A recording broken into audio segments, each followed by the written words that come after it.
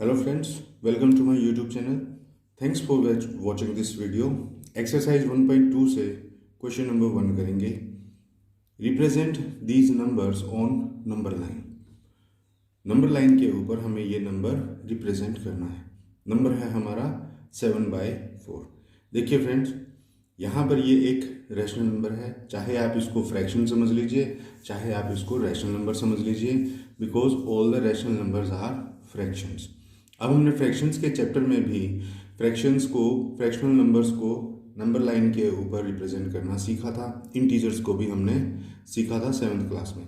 मैं आपको फिर से एक बार बता दे रहा हूँ कि इस चैप्टर का इंट्रोडक्शन वीडियो मैं अपनी प्लेलिस्ट के अंदर ऑलरेडी अपलोड कर चुका हूँ, जिनके अंदर ये बेसिक कॉन्सेप्ट जो है मैं काफ़ी डिटेल में मैंने उनको समझाया है. एनीवे, अभी हम यहाँ पर एक बार नंबर लाइन को फटाफट दोबारा समझते हैं. फ्रेंड, नंबर लाइन एक ऐसी सीधी लाइन होती है जिसके ऊपर हम इन नंबर्स को दर्शाते हैं. जैसे आपने स्केल देखा होगा जिसको हम रूलर भी बोलते हैं, है ना. अब ये बिल्कुल रूलर जैसा ही होता है. रूलर की भी ये लाइन होती है. इसके ऊपर ये आप सेंटीमीटर्स की मार्किंग्स देख रहे हो. हर एक सेंटीमीटर एक दूसरे से सेम डिस्टेंस के ऊपर है ना. हर एक सेंटीमीटर्स के बीच में सेम डिस्टेंस है. ऐसे ही नंबर लाइन के ऊपर होता है. नंबर लाइन के सेंटर में होता है 0. उसके राइट हैंड साइड पर होते हैं पॉजिटिव नंबर्स, जैसे कि 1 2 3 4 5 6 इस तरह से. और 0 के इस तरफ होते हैं नेगेटिव नंबर्स, जैसे कि -1 -2 -3. अब ये तो बात हुई होल नंबर्स की, कि जो पूरे नंबर्स हैं. लेकिन उनका क्या, जो डेसिमल नंबर्स हैं. डेसिमल नंबर्स कैसे, देखो ये 7/4 है. इसका मतलब है कि मैं 7 को 4 से डिवाइड करना चाहता हूँ. अगर मैं 7 को 4 से डिवाइड करूँगा तो इसका आंसर आएगा 1.75. अब 1.75 को इस नंबर लाइन पे हम कैसे दर्शाएंगे. 1 तो ठीक है, मान लो मैं 0 से लेके 1 तक चल पड़ा, 1 तो ठीक है. अब 0.75 का क्या मतलब हुआ. 0.75 का मतलब ये हुआ कि इस 1 और 2 के बीच में 0.75 कहीं पड़ेगा. तो देखिए, इस तरह से जब हमको नंबर्स को दर्शाना होता है तो फ्रेंड हमको सीधा सीधा ये करना होता है.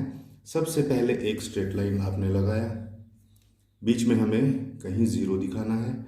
उसके बाद ये हमारा, क्योंकि एक पॉजिटिव नंबर है तो इसका मतलब हमारा राइट हैंड साइड पर ही ये दिखाया जाएगा. नेगेटिव नंबर होता तो ये इधर लेफ्ट हैंड साइड पर दिखाया जाता. अब राइट हैंड साइड पे है तो इसका मतलब मार्किंग जो है हमारी सारी राइट हैंड साइड पे जाएंगी. कितनी मार्किंग हमको लगानी होंगी वो समझिए. ये जो हमारा डिनोमिनेटर होता है ना फ्रेंड, अभी यहाँ पर क्या है, 4 लिखा हुआ है. इसका मतलब ये है कि 0 से लेके और 1 के बीच में 4 डिविजन्स होनी है. यानी कि 4 भागों में 0 और 1 के बीच के डिस्टेंस को काटना है.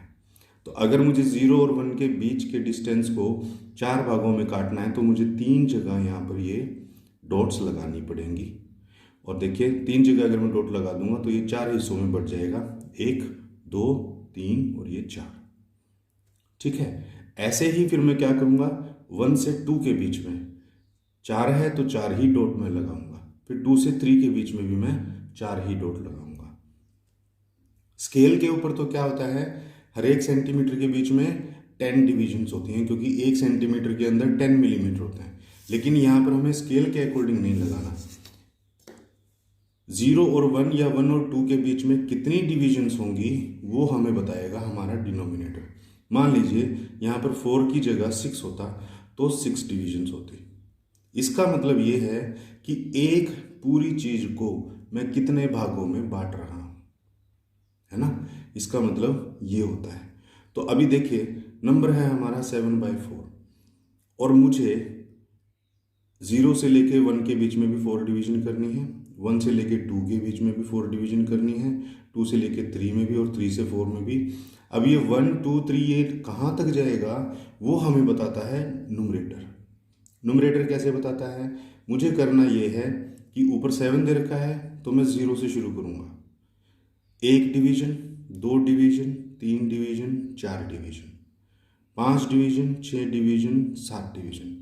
7 के ऊपर आपको ऐसे एरो लगा करके उसके बाद लिख देना है 7/4 कि 7/4 की पोजीशन ये है.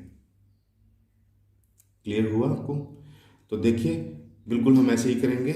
नंबर लाइन हमने ड्रॉ कर दी है, 0 हमने बीच में पुट कर दिया है और इधर हमने पॉजिटिव नंबर्स मार्क कर दिए हैं, इधर हमने नेगेटिव नंबर्स मार्क कर दिए हैं। फ्रेंड, दो चीज़ें इसके अंदर खास इंपॉर्टेंट है, वो आपको हमेशा ध्यान रखनी है कि एक तो हर एक नंबर के बीच का ये जो डिस्टेंस है ना फ्रेंड, ये हमेशा इक्वल रहे। पेपर में अगर आप इसमें गलती करके आओगे तो मार्क्स 100% कटेंगे। दूसरा, ये जो अंदर की डिविजन्स हैं इनको भी आप इक्वल डिस्टेंस के ऊपर ही काटोगे। मान लीजिए आपको 0 से लेके 4 के बीच में 4 डिविजन्स काटनी है, तो आप इस लाइन को इस तरह से ड्रॉ करो कि 0 और 1 के बीच में कम से कम 2 सेंटीमीटर का गैप हो, ताकि आप 5 मिलीमीटर के 4 डिवीजन कर पाओ, है ना। तो इसी तरह से अब हमको देखिए सीधा सीधा नंबर को दर्शाना है। 4 डिवीजन हमने हर एक में कर रखी हैं, यहाँ हमारा ये काम खत्म हो गया।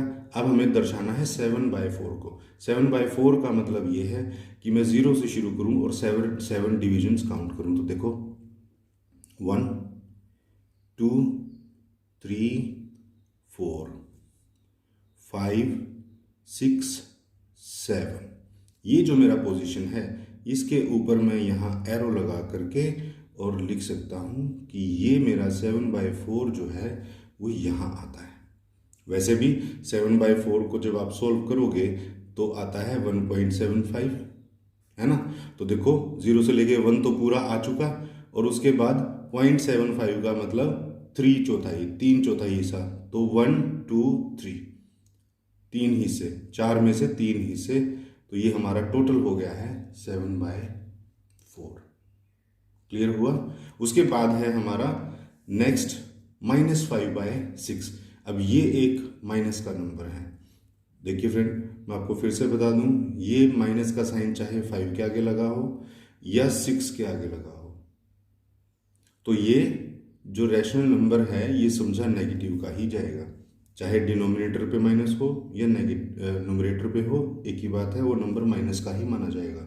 हाँ, अगर ऊपर भी माइनस हो और नीचे भी माइनस हो तो ये माइनस माइनस आपस में कट जाएंगे और फिर ये एक पॉजिटिव नंबर बन जाएगा। फिलहाल तो ये एक नेगेटिव रैशनल नंबर है क्योंकि एक ही जगह पर नेगेटिव का साइन है। तो इसका मतलब कहने का ये है कि नंबर लाइन पर 0 से लेफ्ट हैंड साइड को ये दर्शाया जाएगा और 0 से लेके 1 के बीच में कितनी डिवीजन होनी है? 6। इसका डिनोमिनेटर 6 है तो 0 से -1 के बीच में भी 6 डिविजन्स होंगी, -1 से -2 के बीच में भी 6 डिविजन्स होंगी।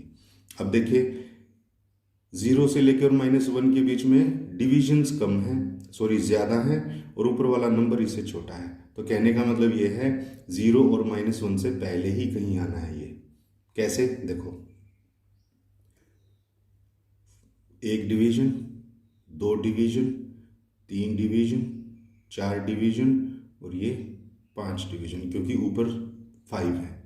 तो बस यही हमारा नंबर हो जाएगा -5/6। अगर यही -7/6 होता तो हम यहाँ एक 6 और एक अगला 7 ये यहाँ पर हम इसको दिखा देते। तो फ्रेंड, ये था हमारा क्वेश्चन नंबर 1। आई होप ये नंबर लाइन का कॉन्सेप्ट आपको ठीक से समझ में आया होगा। तो फ्रेंड, वीडियो अगर अच्छा लगा हो तो प्लीज़ इसे लाइक कर दीजिए, शेयर कर दीजिए। चैनल पर अगर आप नए हैं और अगर अब आपने सब्सक्राइब नहीं किया है तो प्लीज़ चैनल को सब्सक्राइब कर लीजिए, क्योंकि 8th क्लास का complete math question to question मैं अपने इस चैनल पर कवर कराने वाला हूँ। तो फ्रेंड, मिलते हैं नेक्स्ट क्वेश्चन के लिए नेक्स्ट वीडियो में। तब तक के लिए थैंक यू।